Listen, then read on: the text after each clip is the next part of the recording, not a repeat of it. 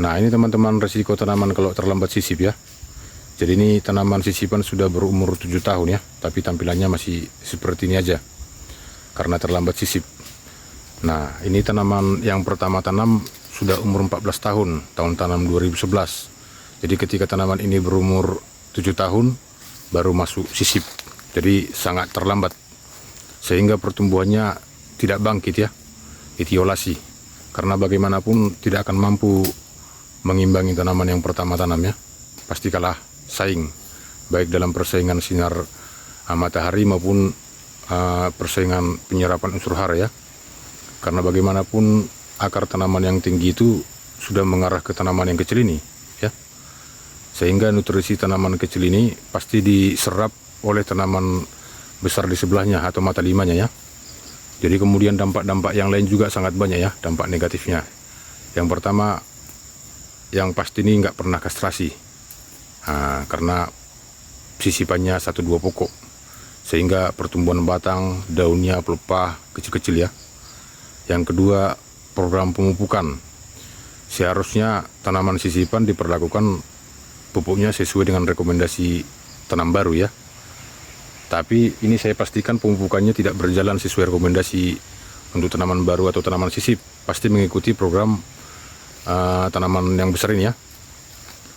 Contoh, di saat pertama sisip di lubang tanam ada pupuk RP 1 kg per lubang. Kemudian 1 bulan setelah tanam masuk urea, itu tidak berjalan. Sehingga jenis pupuknya, dosisnya tidak tepat. Nah inilah kualitas tanaman ya. Kemudian dampak yang kedua, ketiga, buah matang tidak dipanen ya. Ini ya. Karena pemanen tidak hanya membawa satu jenis alat panen yaitu egrek, tidak membawa dodos ya. Jadi potensi ketinggalan buah ya tinggi ya, seperti ini ya. Jadi losis.